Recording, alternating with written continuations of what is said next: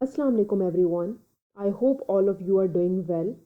इस वीडियो के अंदर हम लोग यूनिट 8 ऑफ क्लास 9th की लेक्चर सीरीज़ को स्टार्ट करने जा रहे हैं, जो कि एक पोइम है stopping by woods on a snowy evening by Robert Frost. So let's begin.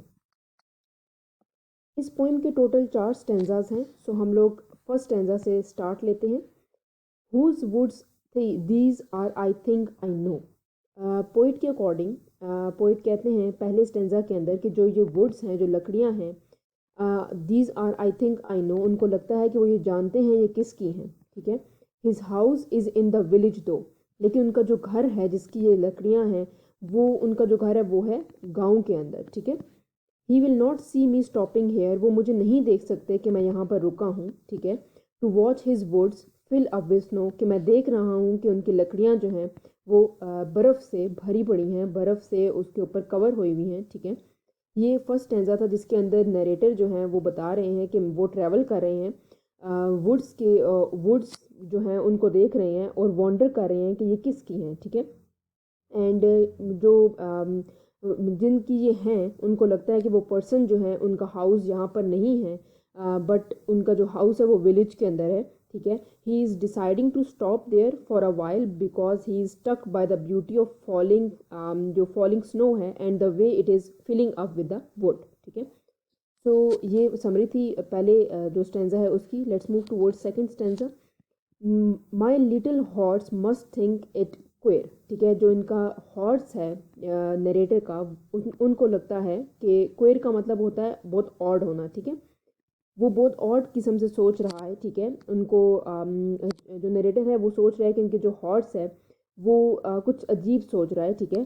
To stop without a farm house near, कि हम लोग यहाँ पर रुके तो हैं, यहाँ पर कोई भी रेस्ट हाउस नहीं है, फार्म हाउस नहीं है जहाँ पर हम कुछ देर के लिए ठहर सकें।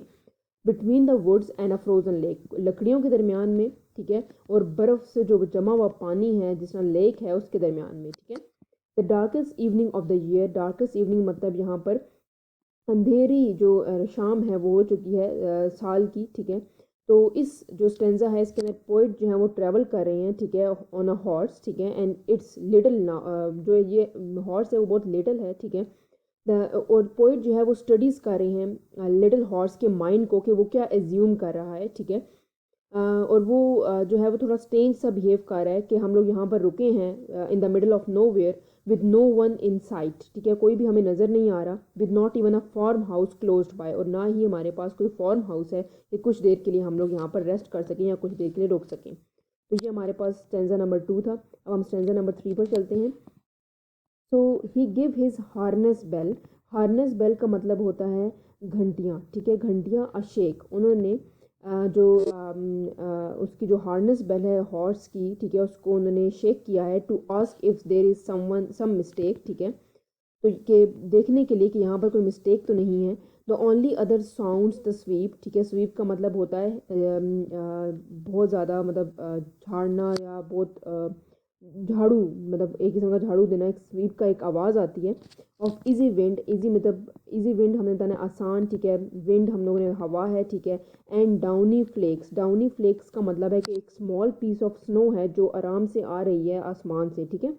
तो वो शेक करते हैं उस बेल को और उनको कोई सिर्फ ये चेक करने के लिए कोई मिस्टेक तो नहीं है यहाँ पर, और उनको सिर्फ आवाज़ किस चीज़ की आती है इस स्टेंजा के अंदर। वो कहते हैं कि सिर्फ आवाज़ आती है, एक जो स्नो है वो जो गिर रही है उसकी आवाज़ आती है। ठीक है।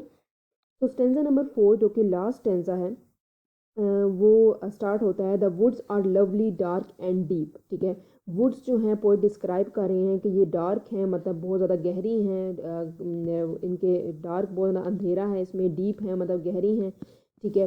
But I have a promise to keep, मतलब मैंने कोई वादा कर रखा है। ठीक है। According to poet. And miles to go before I sleep, and miles to go before I sleep, मैंने सोने से पहले बहुत ज़्यादा दूर तक जाना है। ठीक है। तो इस स्टेंजा के अंदर पोइट जो है वो सिनिक ब्यूटी जो है, सीन जो है उसकी ब्यूटी बता रहे हैं कि उनकी ये विशेज़ हैं कि वो यहाँ पर रहें।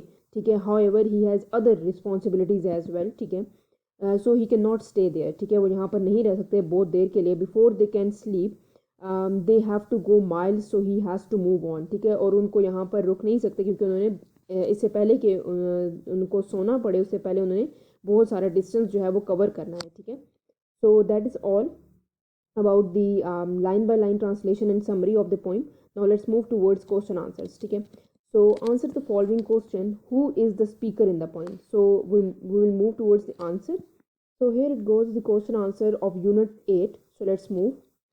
Who is the speaker in the poem? The speaker in the poem is the traveler who stopped his horse in order to watch the snow fill the darkest forest. ठीक है, सिर्फ जो बेसिकली स्पीकर वो है जो poem के अंदर traveller है, जो कि यहाँ से गुजर रहा है और अपने हॉर्स के साथ है वो basically in order to watch the snow fills the darkest forest. तो कैसे स्नो ने जो बर्फ़ है उसने भरा हुआ है, ठीक है, डार्क फॉरेस्ट को। ठीक है, whom does the speaker refer to in the first stanza of the poem?